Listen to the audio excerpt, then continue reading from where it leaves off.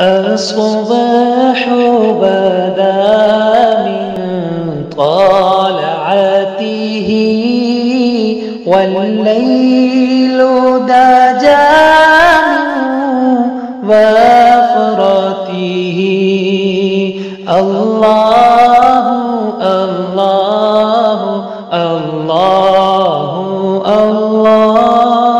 بسم اللہ الرحمن الرحیم. سلسلہ تحقیق و تخریج الحدیث میں آج ہم ایک پوسٹ کو لے کے بات کر رہے ہیں. یہ عام طور پہ عید کے جب دن آتے ہیں تو خواہ وہ عید الاضحیٰ ہو یا عید الفطر ہو، دونوں عیدوں کے، تو عام طور پہ ایک پوسٹ جو ہے وہ بہت زیادہ وائرل ہوتی ہے. اور ہمارے ہاں یہ عبقری ادارہ جو ہے، جو اکثر تقریباً موضوع اور من گھڑت اور شدید ضعیف قسم کی روایات کی پوسٹنگ وغیرہ بناتا ہے. بعض وہ صحیح بھی ہوتی ہیں، ٹھیک ہے، لیکن اکثر جو ہے وہ میں کہا کرتا ہوں یا دیگر حضرات بھی کہتے ہیں کہ خاص طور پر عبقری جو ہے جسے وہ کوئی پوسٹ وغیرہ حدیث کے والے سے بنائیں تو کسی سے ضرور معلوم کر لیں، اس کے بعد اس کو آگے شیئر کریں. بہر الگ بات نکل گئی ہے. یہ عید کے حوالے سے ایک عبقری نے بھی اور دیگر نے بھی وہ کہ عید کے دن اپنے مرحومین جو ہیں ان کو آپ عیدی دیں جی. اس کے لیے کون سی روایت انہوں نے گھڑی؟ وہ روایت یہ بیان کی گئی کہ جو شخص عید کے بعد سبحان اللہ و بحمدہ جو ہے وہ 300 مرتبہ پڑھے اور پھر فوت شدہ مسلمانوں کی ارواح کو اس کا ثواب پہنچائے تو ہر مسلمان کی قبر میں 1000 نور داخل ہوتے ہیں. ٹھیک ہے جی. اور جو پڑھنے والا جب وہ خود مرے گا تو اس کی قبر میں 1000 انوار داخل ہوں گے. ٹھیک ہے. تو یہ بات پوسٹوں میں مکاشفۃ القلوب نامی ایک کتاب جو کہ کہہ لیں کہ ایک صوفی بزرگ ہیں ان کی کتاب ہے، اس کی طرف اسے منسوب جو ہے وہ کیا گیا ہے. ٹھیک ہے. اور اس کے علاوہ یہ جو روایت ہے یہ نزہۃ المجالس نامی مشہور کتاب ہے جس کی 12 مرتبہ ہم نے اپنی تحقیق کے اندر اس کی روایات وغیرہ کو ذکر کیا ہے، جس میں کہہ لیں کہ قصے، کہانیاں، موضوع روایات اور اس طرح کی چیزیں جو اس میں کافی برمار ہیں. مطلب حدیث کی کتاب نہیں، اس میں روایات جو آئی ہیں اس میں کافی زیادہ موضوع روایات اور اس طرح کے قصے وغیرہ بھی ذکر کیے ہیں جن کے سر پاؤں کچھ بھی نہیں ہوتا. ٹھیک ہے. تو یہ روایت بھی نزہۃ المجالس میں ہے اور اس کے علاوہ بھی 1-2 کتب وغیرہ کے اندر ہے، اور جن کتب کے اندر ہے وہ حدیث کی کتابیں نہیں ہیں. ٹھیک ہے. تو لہٰذا نہ اس کی کچھ سند ملی، نہ کسی مصدر اور ماخذ کے اندر یہ روایت ملی، لہٰذا یہ روایت درست ہی نہیں ہے.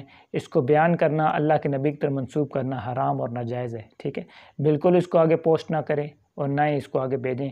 باقی جو آپ کے مردے دنیا سے رخصت ہو گئے ہیں وہ خالی عید کے دن کے محتاج نہیں ہیں، وہ اپنے صدقات جاریہ میں، اپنی دعاؤں میں، ٹھیک ہے، اپنے صدقات میں آپ ان کو ہمیشہ یاد رکھیں، ان کے لیے دعائیں کریں. ٹھیک ہے. ان کے لیے عمرے کریں، حج کریں، ان کو ان چیزوں میں یاد رکھیں. صدقات کے اندر صدقات جاریہ ان کے لیے کریں. ٹھیک ہے. وہ تو ہر وقت اس کے محتاج ہیں. عید کے دن کے لیے بعض یہ جو اس طرح کا وظیفہ گھڑا گیا ہے یہ سنت اور حدیث سے بالکل بھی ثابت نہیں.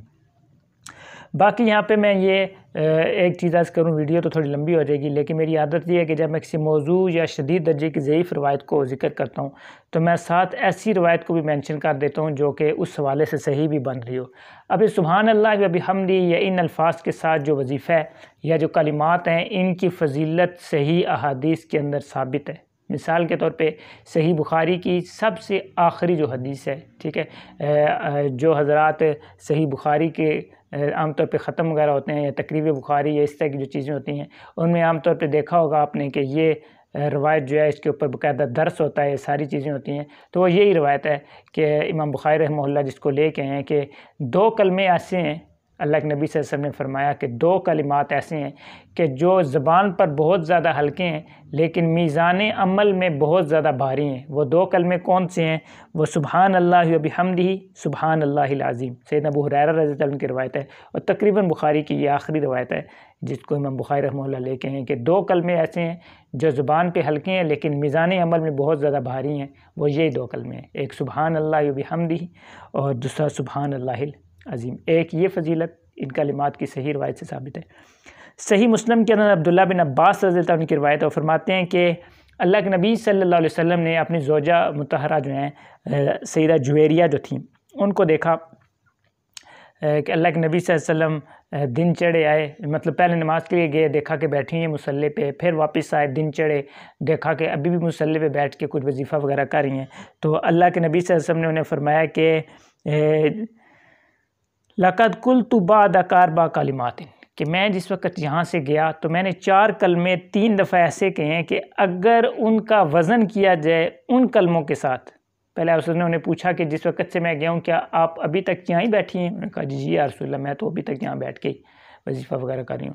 تو اللہ کے نبی صلی اللہ علیہ وسلم نے فرمایا کہ تیرے جانے کا مطلب یہاں سے جانے کے بعد میں نے 4 کلمے 3 دفعہ ایسے کہے ہیں کہ اگر ان کا وزن کیا جائے ان کے ساتھ جو تو نے ابھی تک بیٹھ کے پڑھا، مطلب جو کچھ بھی آپ نے ابھی تک اس وقت بیٹھ کے پڑھا ہے، اگر میرے ان کلموں کا وزن ان کے ساتھ کیا جائے تو فرمایا کہ وہ ان سے وزنی ہو جائیں، ٹھیک ہے، یا اس کا یہ بھی کر سکتے ہیں کہ ان سے بڑھ جائیں، ٹھیک ہے، تو ان کا یا یہ بھی کہ ان کے برابر ان کا وزن ہو جائے، ٹھیک ہے۔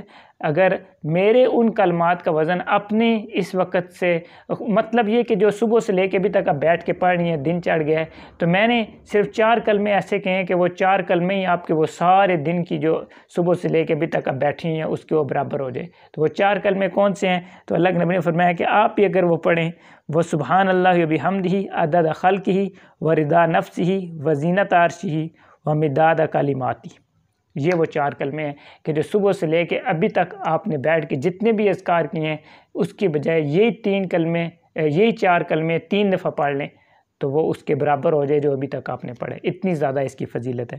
یہ صحیح مسلم کی روایت ہے۔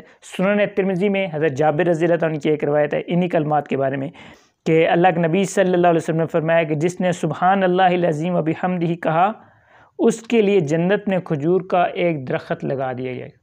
مثلا جس نے یہ کلمہ کہا سبحان اللہ العظیم و بحمدہ تو اس کے لیے جنت میں ایک کھجور کا درخت لگا دیا جاتا ہے۔ ایک اور روایت اس حوالے سے یہ بھی سنن ترمذی میں ہے کہ جس نے 100 مرتبہ سبحان اللہ و بحمدہ پڑھا اس کے گناہ معاف کر دیے جاتے ہیں اگرچہ سمندر کے جھاگ کے برابر، یعنی صغیرہ گناہ جو ہیں وہ اس کے معاف کر دیے جاتے ہیں جس نے 100 مرتبہ سبحان اللہ و بحمدہ کہا۔ اس کے علاوہ بھی ان کلمات کی فضیلت جو ہے وہ ثابت ہے۔ یہ میں نے 3-4 روایات صرف اس لیے پیش کی ہیں کہ دیکھیں ان کلمات کے جس وقت صحیح فضائل ثابت ہیں، صحیح روایات سے ثابت ہیں تو وہی بیان کیے جائیں۔ ممبروں، محرابوں کو، پوسٹوں کو، فیس بک اور ان سوشل میڈیا کو موضوع روایات سے نہ بھرا جائے بلکہ جو ان کی صحیح روایات ہیں اسی کی پوسٹ بنائی جائے تاکہ لوگ اس کو پڑھیں تو انشاءاللہ آپ کو بھی ثواب ملے گا۔ اب یہ موضوع روایات آپ بیان کرتے ہیں یا سنتے ہیں یا آگے شیئر کرتے ہیں تو جتنے لوگ اللہ کے نبی صلی اللہ علیہ وسلم کی طرف جھوٹی نسبت کریں گے تو آپ کا کیا خیال ہے؟ آپ اس جرم میں برابر کے شامل نہیں ہوں گے؟ بالکل شامل ہوں گے۔ تو اس سے ان چیزوں سے جو ہے وہ احتیاط کیا جائے۔ اللہ تعالی ہمیں سمجھ نصیب کرے اور ان کلمات مبارکہ کو جو میں نے بتائے ہیں مجھے بھی آپ کو بھی انہیں پڑھنے کی توفیق نصیب کرے۔ وصلی اللہ علی النبی الامی۔